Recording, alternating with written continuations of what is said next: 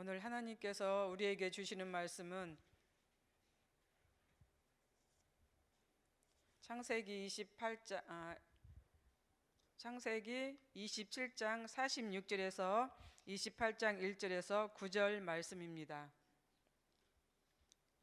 다 같이 봉독하겠습니다. 리브가가 이삭에게 이르되 내가 햇사람의 딸들로 말미암아 내 삶이 싫어졌거늘 야곱이 만일 이 땅의 딸들 곧 그들과 같은 햇사람의 딸들 중에서 아내를 맞이하면 내 삶이 내게 무슨 재미가 있으리이까.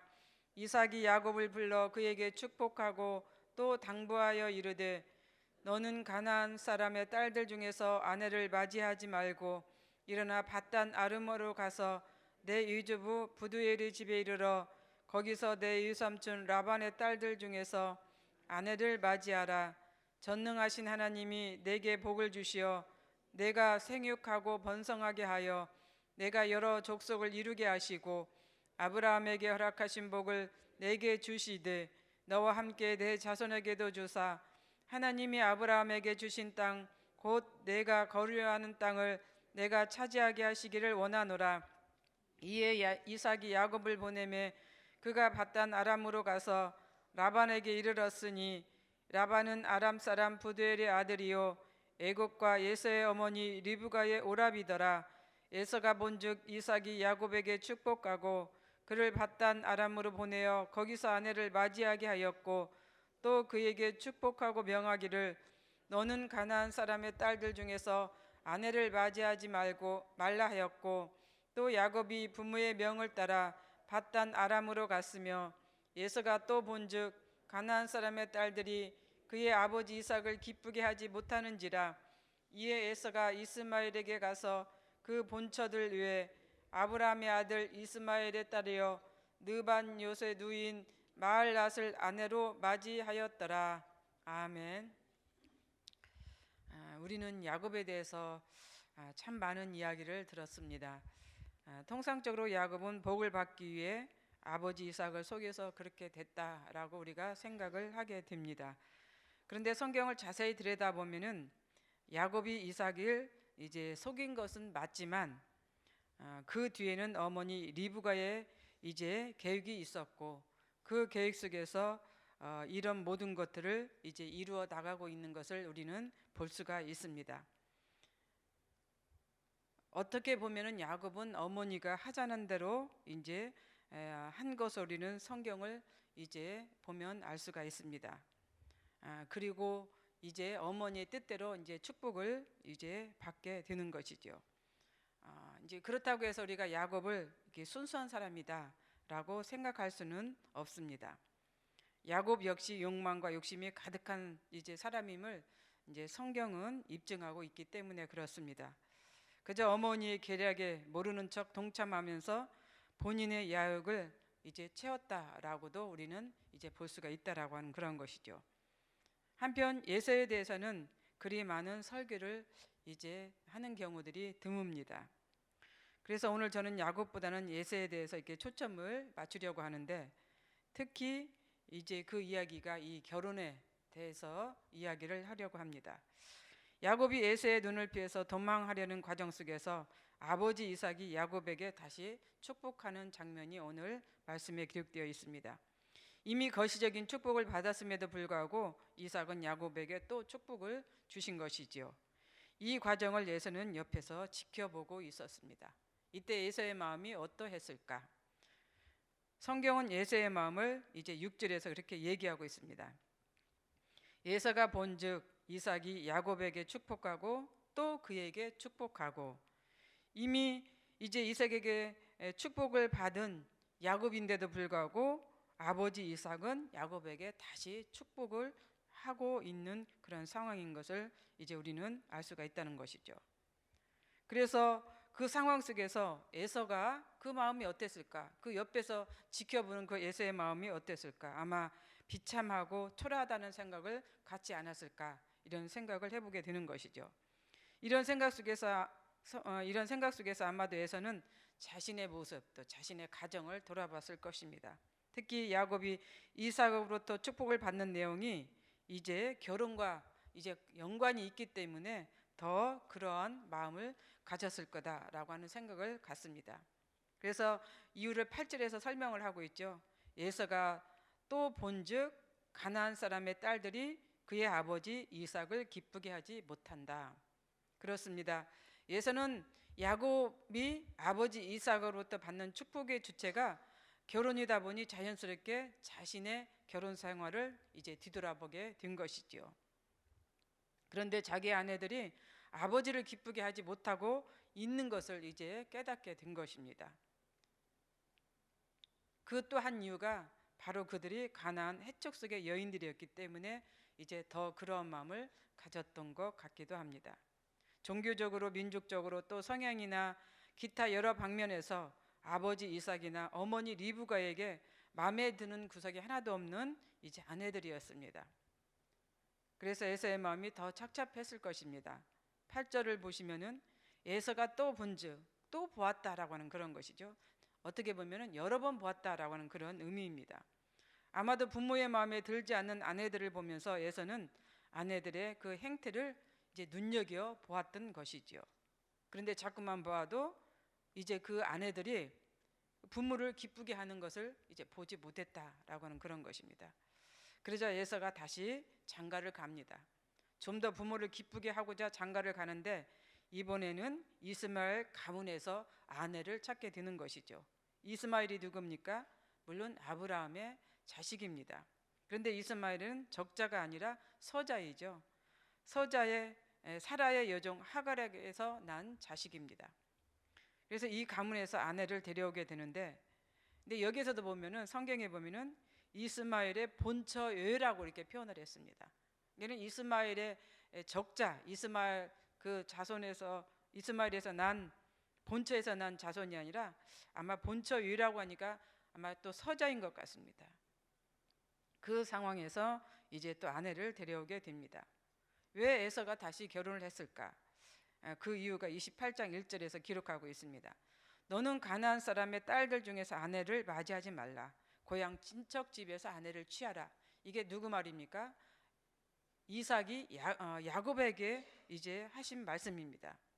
그렇습니다. 이삭이 야곱에게 결혼의 조건에 대해서 얘기를 하게 되는 것이죠. 그 결혼의 조건에서 이야기하는 것을 이제 에서가 그 옆에서 들었던 것이에요. 그래서 에서가 이제 이스마엘 가문에서 아내를 다시 얻게 된 것입니다. 그렇게 되면 좀 더 부모를 기쁘게 할 수 있을까? 아마 이러한 고민 속에서 내린 결론인 것 같습니다.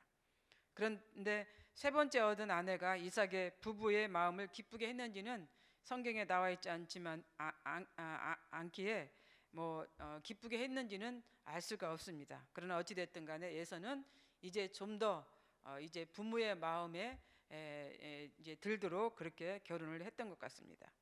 근데 우리는 여기서 에서의 성품을 다시 한번 생각해 볼 수가 있습니다. 성경적으로 보면 에서는 몸이 붉고 얼굴에 털이 많아서 남자다운 면모로 우리가 이렇게 생각하고 또 그렇게 성경은 부각시키고 있습니다. 그런데 성경을 가만히 들여다보면은 에서가 꼭 그렇지만 않다라고 하는 것을 우리가 볼 수가 있어요. 다소 소심하기도 하고 마음이 약한 그런 구석도 있다라고 하는 그런 사실이죠. 물론 이삭을 속이고 대신 축복을 받은 것에 대해서는 화가 나서 야곱을 죽이기로 계획을 세우지만은 한편으로는 또 단순해 보이고 순진해 보이는 그런 구석도 있다라고 하는 것을 이제 보여준다고 하는 그런 것이죠.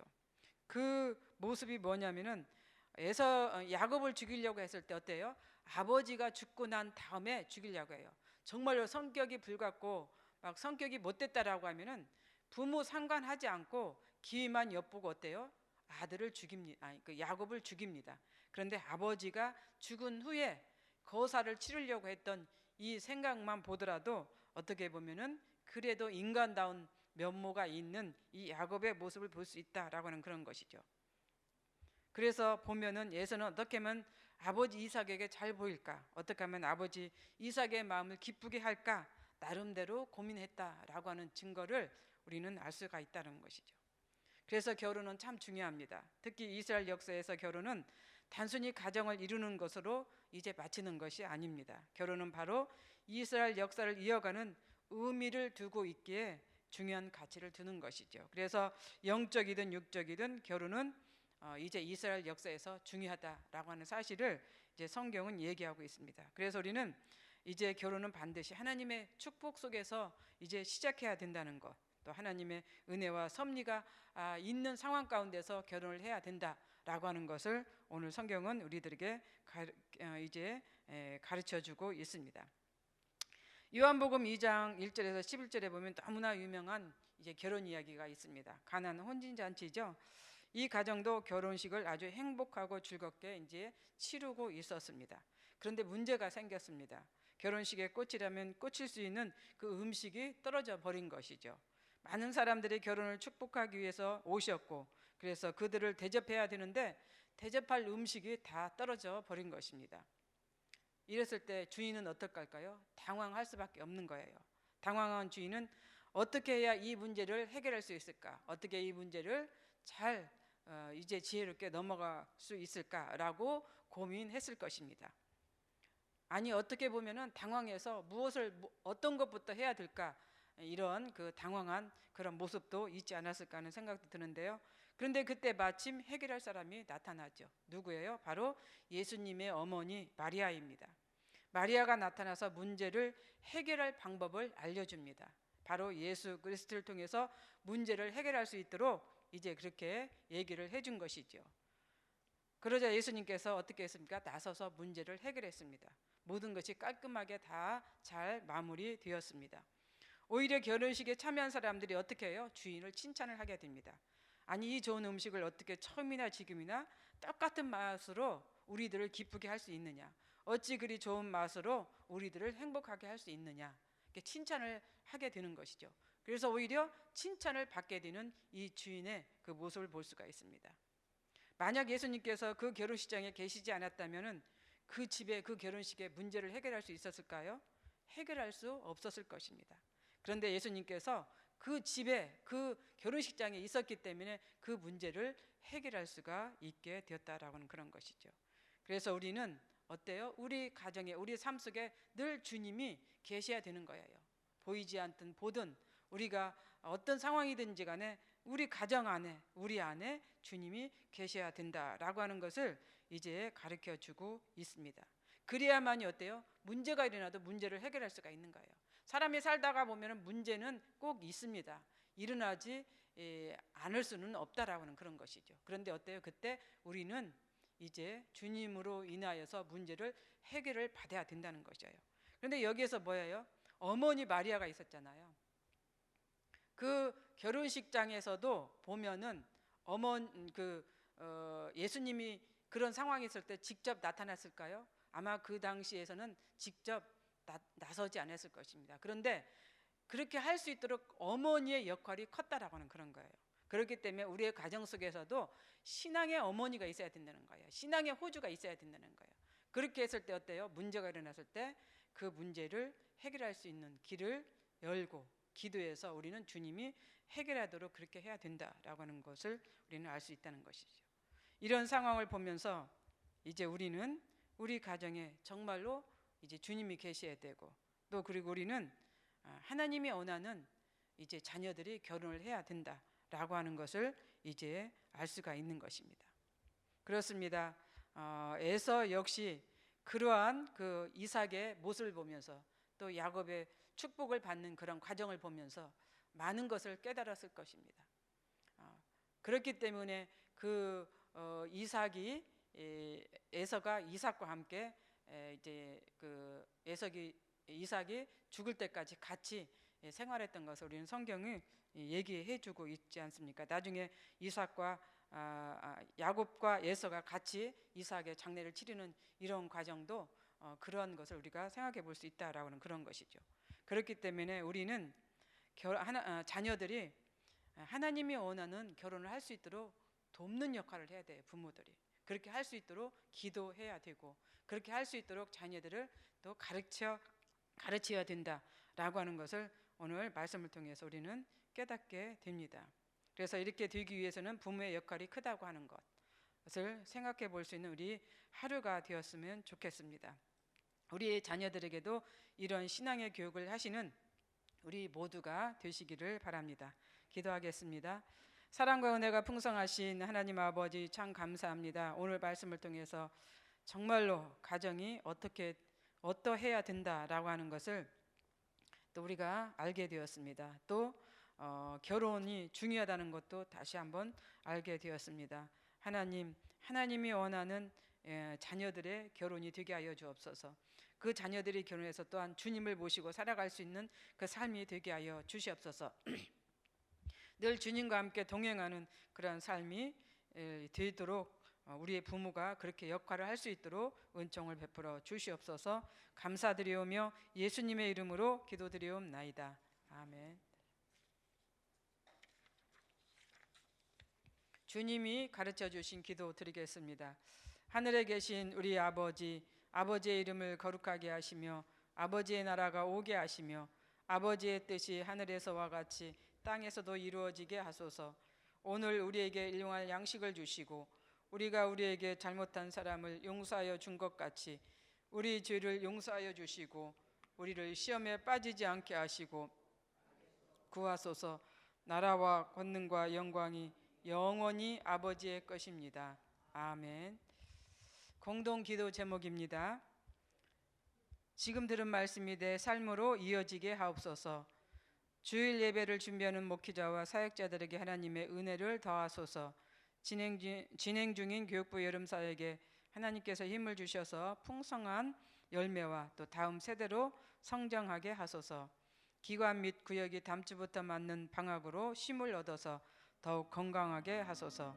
2019년 단기 선교팀 일정을 축복하시고 하나님의 뜻을 경험하는 선교가 되게 하소서.